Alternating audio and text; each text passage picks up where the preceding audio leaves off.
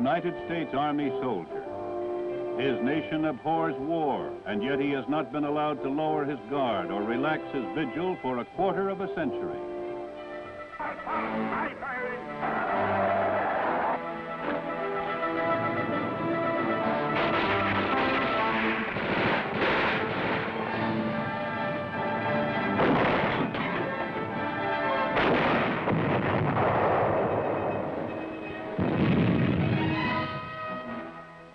In the short span of 25 years, he fought and helped win the world's largest war.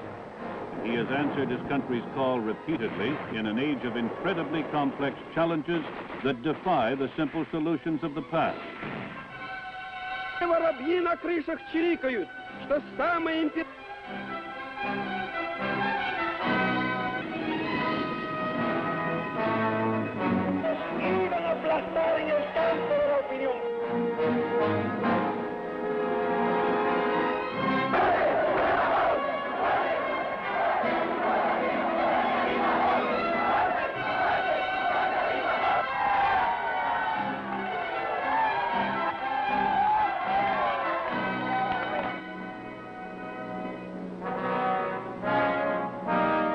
The United States Army soldier. The 1960s have brought him here to South Vietnam.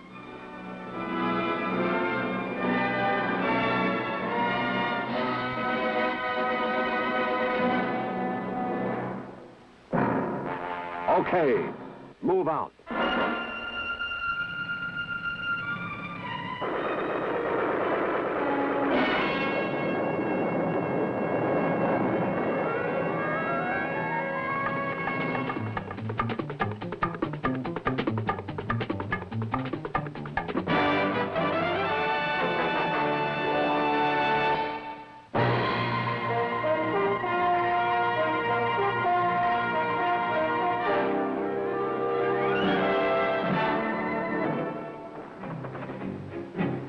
Here in Vietnam, he fights a war unlike past wars, a war alien to the direct, total military action of World War II, lacking the clear front lines of Korea, a war distinctly a product of its own complicated age, a war that probes new depths while simultaneously it remains within restricted dimensions.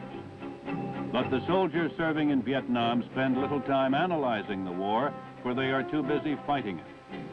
They are primarily concerned with the fact that their country faces a challenge. They recognize that it is their duty to help meet that challenge. They are supported by the army in which they serve, and that support has been underlined by excellence. Though proven army methods are valid in Vietnam, a continuing process of refinement has also been taking place. Innovations have been made, innovations molded from experience against a particular enemy in a particular war on a particular terrain.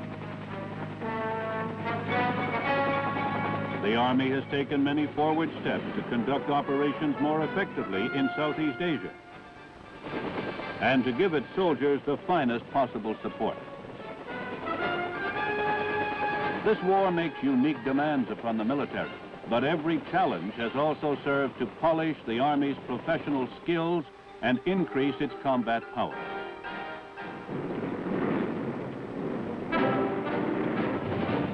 The Army worldwide is benefiting from lessons learned in Vietnam, for even as this conflict tests the steel, it sharpens the edge.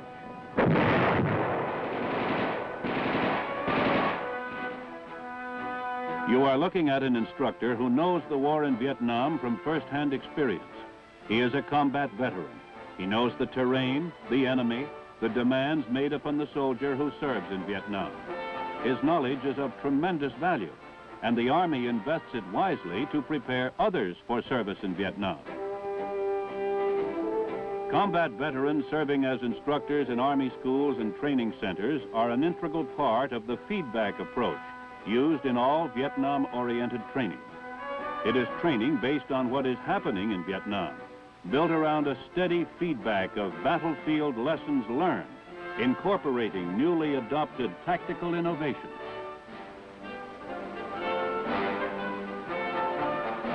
Training innovations are constantly being introduced. For instance, the fighting in Vietnam is often at very close range with no time for aimed fire. The individual soldier must be able to beat the enemy to the draw. To train soldiers to shoot faster and straighter, the quick kill technique, a system of fast, unaimed, instinct shooting, has been developed and integrated into basic rifle marksmanship courses at all Army training centers conducting basic combat training. Quick kill is based on a simple phenomenon. When you point your finger at an object in your line of sight, it will align itself on the point of focus of your eyes with no conscious effort on your part. In quick kill, the rifle becomes an extension of the pointed finger, much like the six-shooter of the old-time Western gunfighter. Training starts with BB guns without sights against aluminum discs thrown into the air. Trainees are amazed to find that within a few minutes they are scoring 8 out of 10 times.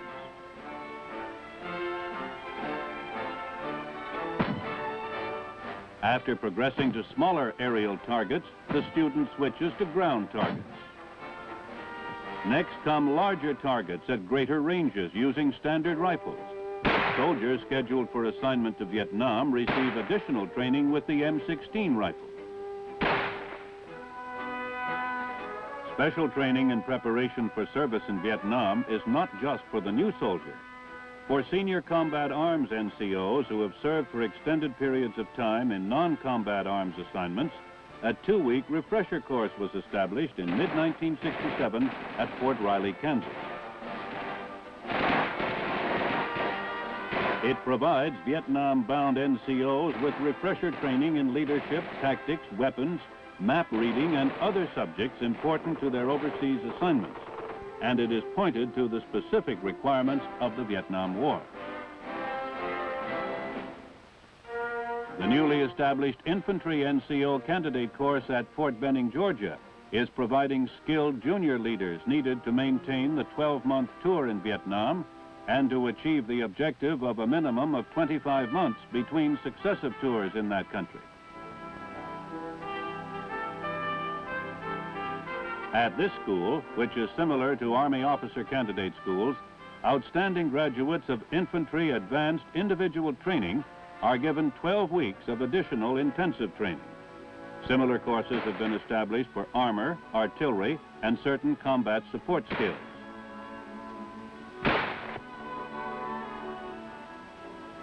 The Army spares no effort to ensure that each man going to Vietnam receives the best and most up-to-date training possible.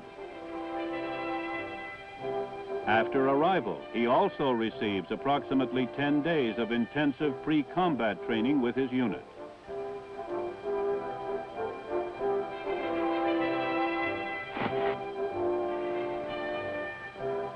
This is followed by periodic refresher training throughout his stay in Vietnam.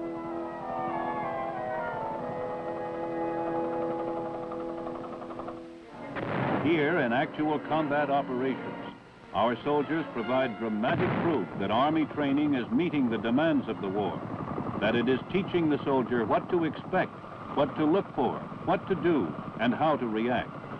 In addition to teaching him standard U.S. tactics and procedures, it is providing him with the specialized knowledge and skills needed in Vietnam.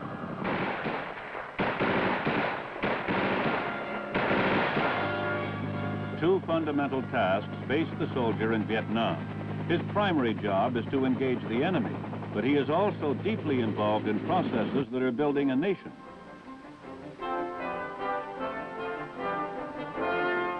To this second task, he brings his natural friendliness and his traditional willingness to help others. Both tasks have demanded originality of the soldier and of the Army that supports him. The first step in engaging the enemy is to find him, and in Vietnam this is usually not easy. Yet the speed and fluidity of combat operations demand rapid information about the enemy. Here is an area where innovations, both in techniques and hardware, are paying off. The enemy is being located quicker and with more accuracy, and the forces needing this information are receiving it faster.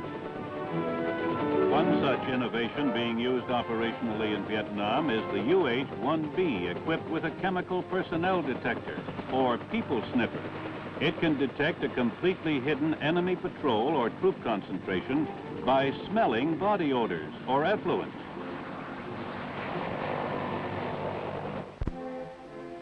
Another intelligence device being operationally used in Vietnam is a transmitter which can monitor the movements of free-ranging dogs in hostile areas. Any unusual movement by the dog is transmitted back to its handler or to an aircraft overhead for quick evaluation and action. The new railroad ambush detector, now in service in Vietnam, precedes a train and senses any tampering with the tracks. Among the innovations which strip the enemy of the cover of darkness are the spotlight-equipped helicopters called Fireflies, which are exposing enemy night activities to gunships.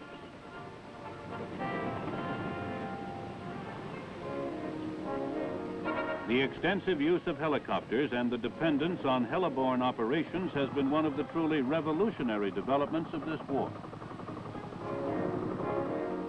During 1967, 2 new Army helicopters were introduced into Vietnam. The Huey Cobra is providing a greatly increased capability for armed escort of air-mobile columns and close-in direct fire support for ground forces. And the Army's new Cayuse is a far superior light observation helicopter. Today in Vietnam, another operational concept is coming of age: riverine warfare. In the Mekong Delta region since the early part of 1967, U.S. forces, equipped and trained to operate on rivers and canals, in conjunction with air mobile and overland forces, have been conducting operations which are distinctly different from normal amphibious warfare. To meet the requirements of the riverine afloat force, which currently consists of 1 brigade of the Army's 9th Division and the Navy's River Flotilla 1, a number of specialized naval ships have been developed. Barrack ships provide headquarters and housing for an infantry battalion each. Troops are moved to contact aboard smaller armored and armed transport ships, supported by heavily plated and armed 60-foot monitors, craft which somewhat resemble their forebearers of the Civil War.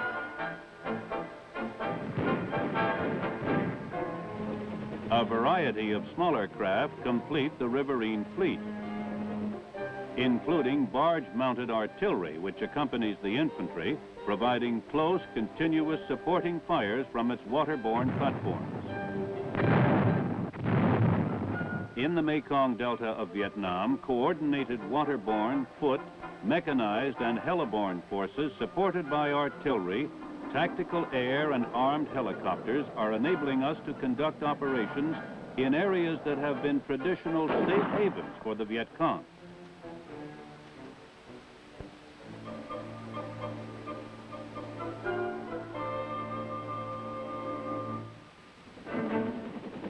Psychological operations are being accentuated in Vietnam to influence people to act in a manner favorable to Allied goals, to convince an enemy soldier to surrender, a Viet Cong sympathizer to rally to the cause of the Republic of Vietnam, a Vietnamese civilian to support his government. The number of Viet Cong and North Vietnamese soldiers and sympathizers who voluntarily come over to the government side has sharply increased.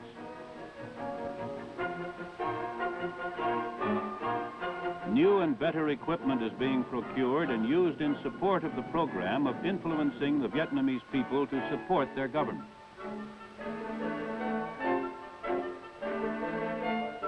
The Green Berets, soldiers of the U.S. Army Special Forces, have never been used with such dramatic results as have been recorded in Vietnam. In almost 100 locations throughout South Vietnam, Special Forces teams working with Vietnamese Special Forces are training members of the Civilian Irregular Defense Group, gaining intelligence and advising province and district chiefs and training their regional and popular forces.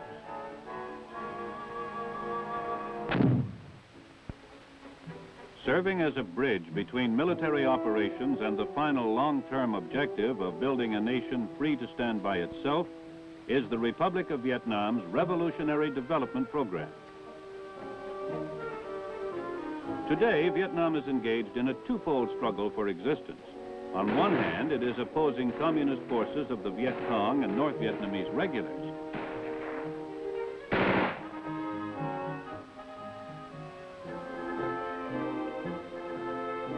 On the other hand, it is carrying out a program to build a viable nation.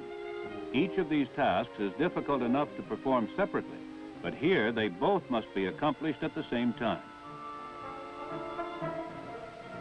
All U.S. Army personnel in Vietnam are actively supporting this program, consisting of those coordinated military and civil actions to eliminate Viet Cong control over people who want to choose their own destiny.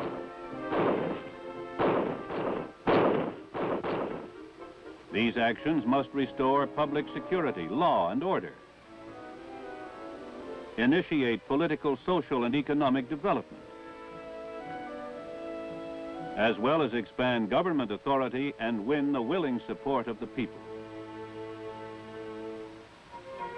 The Revolutionary Development Program is a key part of the nation-building process, and the U.S. Army is providing support for this Republic of Vietnam program in three major ways.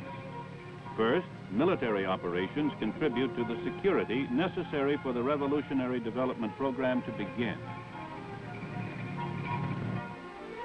As military forces establish the requisite level of security in an area, governmental authority can then be introduced in the form of Revolutionary Development Worker teams, recruited from the area and specially trained.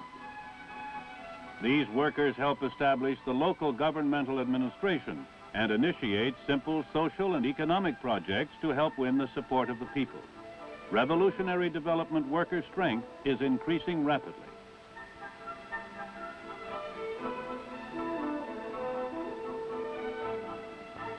The second major way in which the Army supports revolutionary development is to provide advisors to the Republic of Vietnam military and civilian organizations. As Vietnamese regular forces are increasingly committed to the nation-building role, their U.S. Army advisors are likewise engaged. Army province and district advisory teams advise their counterparts, the province and district chiefs, on all aspects of military security, revolutionary development, and governmental activities. The district senior advisors in remote districts of South Vietnam have a particularly challenging and rewarding task. The third major way in which the Army assists in revolutionary development is through social and economic improvement programs. With the increase in U.S. units, there has been a step up in the number and scope of activities performed by U.S. forces.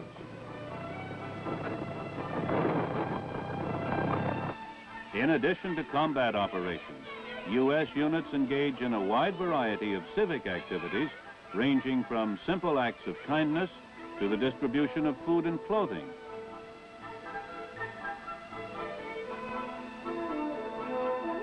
to relatively ambitious construction projects. U.S. Army civil affairs companies assist in such fields as agriculture, public health, education and welfare, and refugee assistance. U.S. military surgical teams provide medical services up to major surgery. Engineer construction advisory detachments assist in such tasks as improvement of water supply systems, sewer construction, and general rural improvement. A facet of the support being provided for the civilian population is the redistribution of captured items to district officials for release to the local populace. Thousands of pounds of rice and salt were distributed, as well as large quantities of food, clothing, and medical supplies. The use of the flying crane helicopter in Vietnam has opened many possibilities for innovation in support of nation building and on the battlefield. This bridge span can be airlifted and installed in a fraction of the time and with far less effort than would be required using conventional bridge building techniques. Another innovation has been the formation of land clearing platoons, which with their 30 tractors equipped with special tree-cutting blades can clear up to 240 acres of jungle growth a day. These units help deny the enemy jungle concealment and aid economic progress by clearing new land for cultivation and housing. Advances in revolutionary development, while not as dramatic as those made against enemy main units, are nonetheless encouraging. Successes against major enemy tactical units have created an environment in which revolutionary development is now possible on an expanding scale. The program is moving and in the proper direction.